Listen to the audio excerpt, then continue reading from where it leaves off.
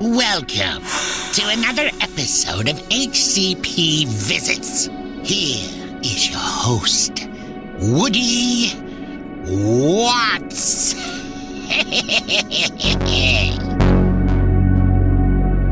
Hello, this is Woody Watts with another episode from Hill City Paranormal, and I am so honored to have today's guest on, and I'm just thrilled that he accepted my invitation, for one. And this is the guy, in my opinion, that literally wrote the book about Bigfoot. Ken Gerhard, welcome to Hill City Paranormal's podcast. Hello, Woody. Thank you so much for having me on. It's absolutely a pleasure and an honor to be here with you. Thank you so much. Well, I recently got your book, The Essential Guide to Bigfoot, and it is so interesting because I love learning how you got started and your kind of viewpoint. So could you tell, it's in your book, but tell everybody listening, like, what got you so interested in Bigfoot itself? Well, I grew up loving monsters, like many young boys, monster movies, and I also loved animals and the outdoors. I was raised in the outdoors, and we had a lot of exotic pets around my household and so forth. So when I first heard about Bigfoot, I was about 9 years old. I was watching TV on a Saturday morning, cartoons, and there was a commercial break, and they did a little human interest, kind of a news segment story came on about Bigfoot. And, of course, they showed a clip from the famous Patterson-Gimlin film of the Northern California, 1967, that alleged to show a Bigfoot walking kind of across a creek bed, and there were researchers that had casts of footprints, these giant human-like footprints they said came from these creatures. So, something just clicked, Woody, as soon as I heard there might be some type of gigantic man-like monster, half man, half animal, if you will, that lived in the woods of North America. I thought that was pretty amazing. And around that same time period, at the time my father was a professor at the University of Minnesota, and I was at the Minnesota State Fair, I think around that same time in the summer of '76, and I saw this sideshow called the Minnesota Iceman, which was supposedly like a Bigfoot that was dead and frozen in a big block of ice, and you could go into a little tractor trailer bed and look at this thing. And so that all kind of happened for me at the same time. And then, of course, you had TV shows back in those days like In Search Of with Leonard Nimoy and other Bigfoot specials hosted by Rod Serling. And so, it was just a bunch of stuff happening kind of at once. And so it's been a lifelong interest and passion of mine. And I was very fortunate when I was young to travel all over the world with my family and experience a lot of amazing things. And it just kind of opened up my mind and broadened my horizons as far as considering that, some of these so-called legendary creatures like Bigfoot might actually exist. I could not put your book down because, one, I love what introduced you to that is from almost an entertainment standpoint, the same with me. And then your particular viewpoint, like having myself, I've never actually had a sighting. I've seen a couple of prints, but let people know, like, your viewpoint on Bigfoot is basically evidence-based, correct? That is correct. As a cryptozoologist, I try to follow the strict doctrines and methodologies of science, of zoology. And so that is based on evidence and being able to evaluate physical evidence and things like animal remains and teeth and trace evidence. And all animals in the animal kingdom, of course, have specific physical characteristics. They have different behavior patterns, and all of them fit neatly into a specific niche or an adaptation. And so if Bigfoot exists, which I'm almost convinced they do, then they have to also have those same characteristics, physical characteristics and behaviors, and they leave behind evidence like footprints and hairs and things like that, droppings. So I try to be as objective as possible. I try to think critically. It's very easy, Woody, for people to become emotionally attached to a subject like Bigfoot because it's such an amazing possibility that these things might exist. So it's very difficult, but sometimes we have to kind of temper that and try to stay calm and just kind of look at the evidence that's available. No, so that is very interesting because we recently went on, I guess you could call it an expedition, and we came upon an area where sticks had been broken and twisted, and then we ended up finding what we thought to be a print. And like you said, our emotions all of a sudden went from a 0 to 100. I mean, just in that, and it was just such a change while we were out there. And speaking of evidence, what are some pieces of evidence that have just made you, it's like a snap, like, yep, okay, there's a 90% chance Bigfoot exists because of this. What are pieces of evidence that have kind of led you to that? Well, I mentioned the Patterson-Gimlin film earlier. A lot of people have seen it through the years. It's very controversial after all this time. But the first time that I saw it as a young man, and of course I was a kid, so I didn't have a lot of world experience, but I had a lot of experience watching monster movies. Like I said, I'd seen all of the Godzilla, Planet of the Apes, and pretty much every monster. So I knew what a monster costume looked like, generally speaking, at that time. And when I saw the Patterson-Gimlin film, the first thing that kind of clicked was, that's not a costume. That's real. I can see the muscles. I can see it has a very natural orchestration to it, and a very natural mass. And that opinion's never changed. I've watched the film, hundreds of times through the years, and of course the technology is now that people can stabilize it and filter it and do different things, so you can really look at it much better on a big high definition screen. And to me, it looks as real or more real than it ever has. As far as my own experiences, I've found footprints. Not a lot, it's few here and there through the years.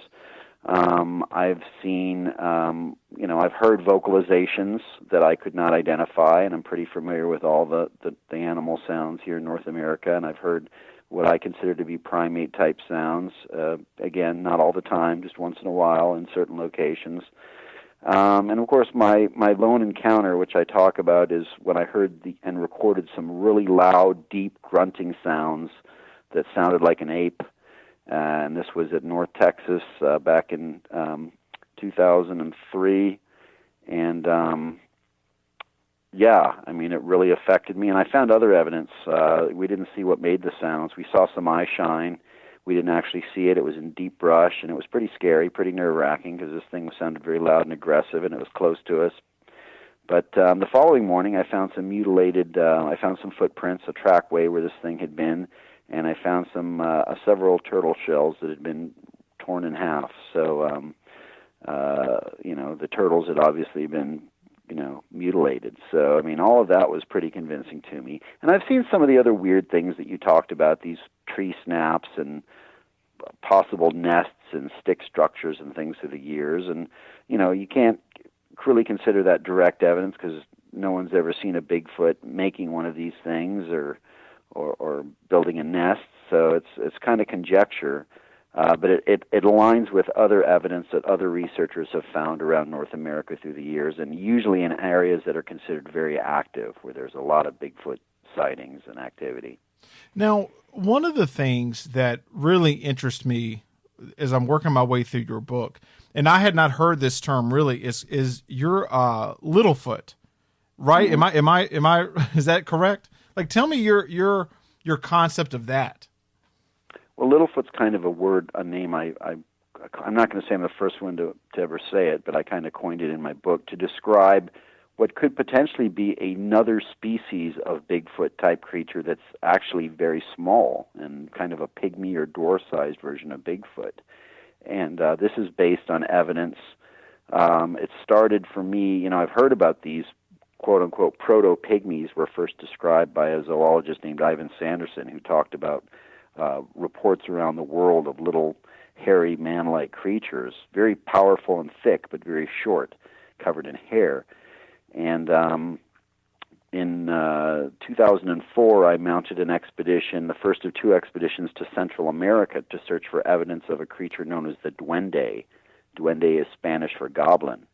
And the duende, at least down in Belize, where I was at, was described as kind of a 3 to 5 foot tall, hair-covered, upright walking, man-like creature, kind of like a little foot, a big foot, but small, little. And then through the years, I've traveled around North America doing Bigfoot research, and I also heard, when I was up in Alaska filming a TV show in 2015, I heard native reports of a Littlefoot-type creature known as the Anukins or the Urchin Rock, number of different names. When I was in Minnesota, one time doing a lecture, I heard of a similar version, hairy pygmy creature, dwarf creature called the, I can't even remember the name right now. There's so many. I mean, Meneguese. And so all over North America, and really all over the world. I mean, if you know anything about Bigfoot, you've probably heard of the orang pendek of Sumatra, the short man. In Africa, you have creatures like the Agagwe and the Sahite. In South America, we hear of the Didi and the Shiru. In Asia, so I mean, there are these all over the world. You have these widespread legends that are similar to Bigfoot, but clearly describe little pygmy-sized versions. Now, one theory is that some of these Littlefoots could be juvenile Bigfoots or Sasquatches, because Bigfoot's obviously not born 7 feet tall. It's got to start small.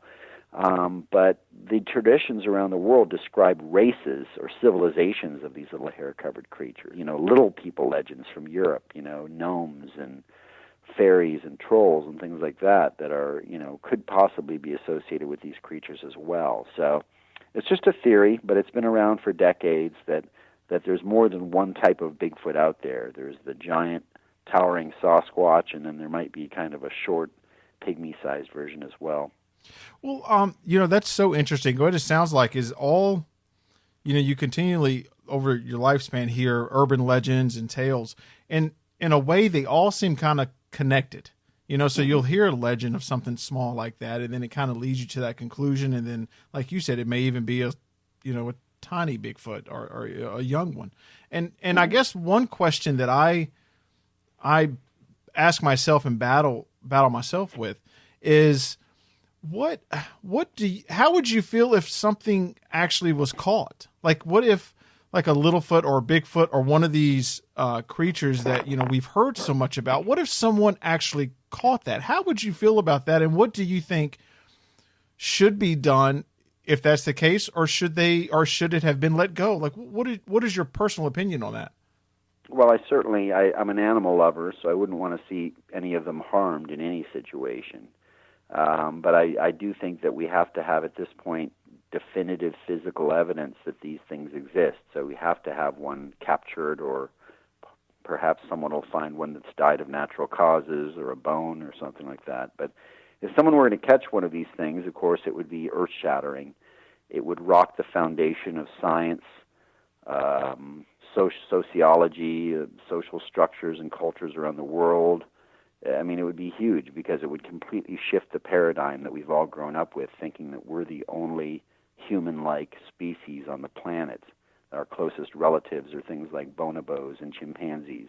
But to have something that's like Bigfoot or Littlefoot, which is probably a hominin, a man-like form, a primitive man-like form, still around, would really it would shake things up pretty well. But I think it would be important in terms of conservation efforts, because as it stands now, there's really no way to protect Bigfoot or Sasquatch or Littlefoot from hunters and from harm. But if you were able to prove that they exist definitively, then you would be able to hopefully get legislation passed and have laws in place to protect them, because they're obviously very rare, very endangered species, and quite remarkable as our closest living relatives. But I wouldn't want to see one necessarily paraded around the country in a cage. I would hope that the world has a right to be exposed to that information. And I think it opens up a lot of other avenues as well, Woody, because it would reinforce the notion that we are not omnipotent, that we don't know it all, that we don't know everything that we share our planet with, that we don't understand everything. And I think humans, we need that every once in a while, kind of as a wake-up call. I think that is so true. Now, do you feel like because if someone found an actual creature and exposed it, I mean, I try not to go too far into conspiracy theories, but do you think that's maybe one reason we have not? Like, maybe evidence has been found and it was covered up because of just what you said? I'm not a huge conspiracy advocate, and it's typically just because, and at the risk of sounding cynical, I just think most of the conspiracy theories that I've heard through the years would involve massive amounts of people to be involved and to all basically maintain secrecy, and I just don't think that's human nature. I think at some point someone would spill the beans. And in terms of, most conspiracy theories around Bigfoot involve like the quote-unquote government or quote-unquote military. And, not to sound political, this is an apolitical remark, Woody, but I mean, if you look at the division in our government, in the change that goes on constantly in the military and the government, I don't think, again, that would be able to maintain, because you're talking about something that would have been covered up for decades, right? Generations. Yeah. And I just don't think the amount of people involved in all the power changing hands, I don't think that there is a one secret worldwide organization that's calling the shots. So, but I do think it's possible that there could have been some localized cover-ups. I do know, for example, I've talked to game wardens and wildlife forestry workers that, admitted to me off the record that they think Bigfoot does exist and that they've seen evidence or heard of evidence, but they don't want to go public because it would basically just make their job much harder because they're already on a tight budget with limited time and resources to do, protect certain species, and suddenly, you announce something like Bigfoot's out there and it really creates a lot of problems for everybody. And I think there's also may have been some situations where maybe Bigfoots were shot or, sadly killed or shot by, who knows, hunters or maybe even soldiers on maneuvers, and maybe they just, they didn't want to be charged with homicide because they thought the thing might be human, or yeah. Who knows, And one last anecdote that I mentioned in the book is I have had veterans mention to me that they've seen official references to Bigfoot in field training manuals, for example, when they were out in the woods training, that there was a specific instruction or procedure on how to deal with a Bigfoot encounter. So if that something like that made its way into an official military, field training manual, that would be significant. But I've never seen the evidence. I've just heard stories about that. So yeah. Well, all right, so my next question is it's not, it is kind of Bigfoot related. However, I absolutely love video, entertaining, stuff like that. Mm-hmm. And I'm just interested in knowing, I mean, you have done so many TV shows and just been everywhere. What is like the top memory or your top expedition or trip or experience that you can remember? Like what that you just absolutely enjoyed and all your appearances and travels? Oh gosh, that's really tough, Woody. I've been very blessed, and I've had some pretty amazing adventures. In one of my first television shows or appearances was back in 2009 when I did a special for the History Channel called The Real Wolf Man, and they sent me over to France, southern France, to investigate a famous creature known as the Beast of Gévaudan, which is probably as close to a real werewolf as you'll ever find. And I say that because even though it's a very old story, dating back to the 1760s, there were allegedly over 100 people that were attacked by this creature. And in fact, I stood in the graveyard of some of its victims, which was pretty amazing and very sad. But so this thing actually did exist. It killed people. It was described as basically looking like a wolf, but much, much bigger, basically the size of a calf, with a huge head, pointy ears, a stripe running down its back, and a long tail. And it's France's version of Bigfoot. If you go to southern France, to the Auvergne region, there are statues and museums, and everyone's heard of this famous legend. And the creature was allegedly finally shot by a hunter named Jean Chastel in 1767, although the remains of the creature mysteriously vanished through the years. So that was a pretty amazing time because it was one of my first opportunities to work in television. I got to investigate an iconic mystery in the field of cryptozoology. And it was just, it was France. So it was, We ate pretty good. Yeah. There's worse gigs to have, right? But I love the jungle. I've been to the Amazon jungle, the jungles of Central America. Something about being out in the jungle in kind of those pristine wilderness areas. Similarly, being up in Alaska and getting to travel around that magnificent state. So that I could literally I could just listen to you talk and just pick your brain about all your expeditions and everything. And it's so funny that you speak of France and jungles, because one of the places that we went to recently, which is on the complete other end, is Littleton, North Carolina. Oh, wow. Okay. Yeah, down with Steve down at the museum. Yep. So you're actually doing it's Paracon, right? Like coming up in, I believe, what is it? Sometime this year soon, right? So what other events do you have coming up? Like, what are you excited about that's on the horizon? Well, I love doing events because I like to meet people. I have, long-time acquaintances around the country that I don't always get to see. And, of course, you talked about Littleton. I was pretty impressed. I did the event out there last year, and I was pretty impressed with the habitat. I thought, North Carolina's on the East Coast. You figure it's pretty well populated. But when Steve was driving me up there to the museum, where supposedly there had been a lot of Bigfoot sightings, and he took me out there to Madoc Mountain State Park, that's some pretty wild, vast forest areas, and they've just now started kind of lumbering in that area, which is coincidentally when the Bigfoot activity started. So that's gonna be fun. So yeah, April 25th, I'll be at the Crypto Paranormal Festival in Littleton, North Carolina. On May 8th and 9th, I will be at the Southeast Texas Bigfoot Conference in Huntsville, Texas, just north of Houston. That's a huge event. I will be at the 4th Annual Marinette Menominee Paranormal Bigfoot Convention, and that's in upstate Michigan in June. In July 25th, I will be at the Smoky Mountain Bigfoot Conference in Gatlinburg, Tennessee, and I hear they had almost 3,000 people show up for the first time of that event last year. Back in the Upper Peninsula of Michigan on August 8th at the UP Bigfoot Conference. I'll be at SilCon, Central Illinois Con in Mattoon, Illinois in September. Also in September, I'll be speaking at the Mothman Festival, the famous Mothman Festival of Point Pleasant, West Virginia.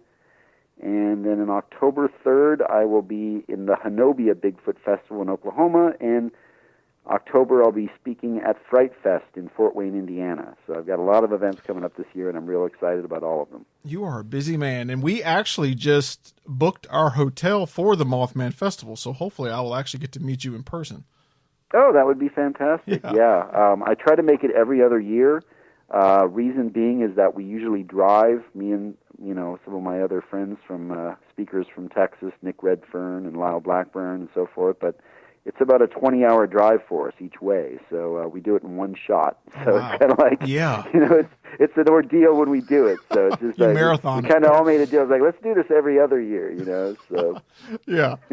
Well, Ken, I know you're busy, and I appreciate your time, and I absolutely am loving the Essential Guide to Bigfoot, and I actually purchased the autograph copy, which I encourage everybody to do because it is like I believe it's like a must read if you're anywhere. You love Bigfoot, mythical creatures. I just think you're just a wealth of knowledge. And again, I really appreciate you taking the time to talk to me and our Hill City Paranormal listeners. Well, thanks again for having me on, Woody. Yeah, if people want an autographed copy, they can contact me directly through Facebook, Instagram, or Twitter. Or if they just want to grab a copy off of Amazon, they can find it on there. The Essential Guide to Bigfoot. Thank you again, Ken, and I so appreciate your time. And hopefully I will see you at the Mothman Festival in September. Sounds good. Take care. We'll talk soon. Thanks, man. I appreciate it.